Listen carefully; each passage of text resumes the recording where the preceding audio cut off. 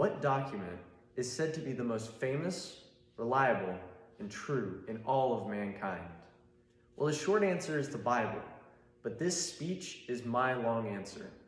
I will be gathering information from sources such as the book A Defendable Faith by Stephen Collins, published in 2012, the book I Don't Have Enough Faith to Be an Atheist by Frank Turek, published in 2004, and the website Is the Bible True? 5 Reasons Why the Answer is Yes by Focus on the Family, published in 2023.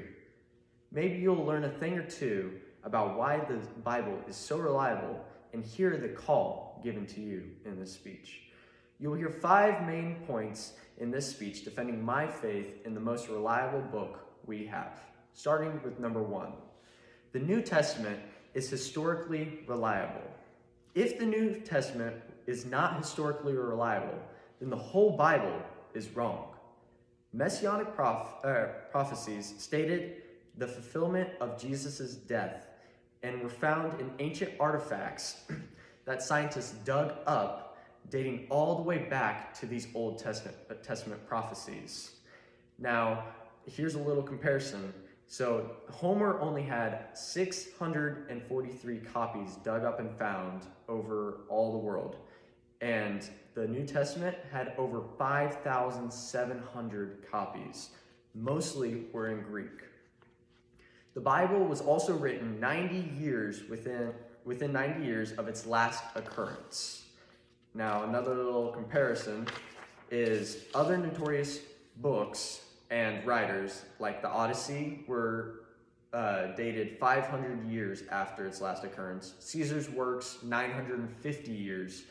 Tacitus' works were 1,000 years after, and Aristotle's were 1,400 years later. Aristotle is known for his wisdom and knowledge. If all of these books are studied and counted as reliable, then why is the Bible, which was written in less than a fifth of the time of the Odyssey, not seen as reliable? Now, my second point is the prophecies. Jesus fulfilled over 300 prophecies that were said 1,000 years before.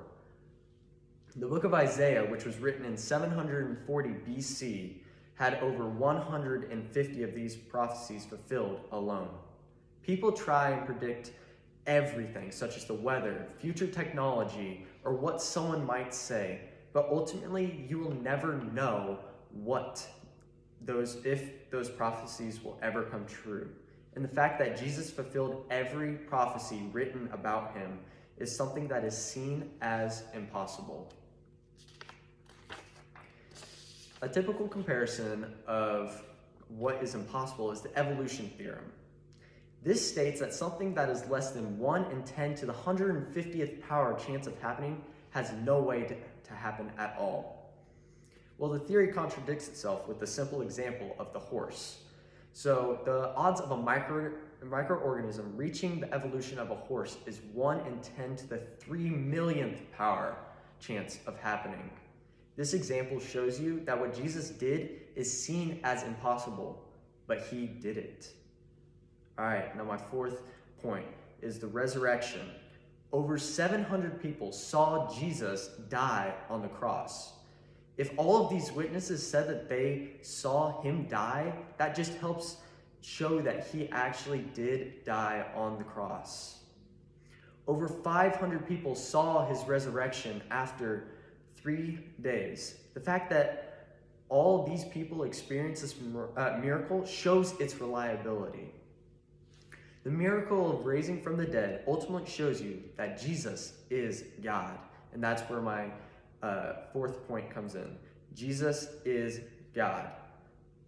God is infallible. And you can see that in any of the major denominations. The dictionary defines infallible as you can never be wrong. If God is infallible and Jesus is God, then that also makes Jesus infallible. If Jesus says he is the only way, which means that God is the only way if Jesus is God. God is also all-knowing.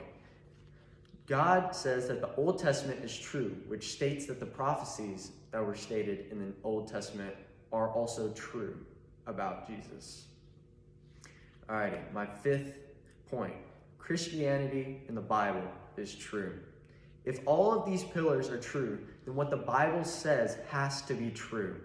The historical reliability of the New Testament to the fact that God is Jesus states that the Bible is a guide that we all need to follow in life. We need to trust God. If God is all-knowing and is Lord of all creation, then we must trust him.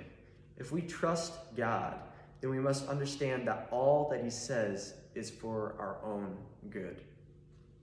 Together you can see that if one of these things were not true, then it would all crumble down. So believe what is true and what we must follow. A book that people try and argue, which ultimately has the facts that can prove against any argument. Where does your faith stand, and how can you further it with these facts?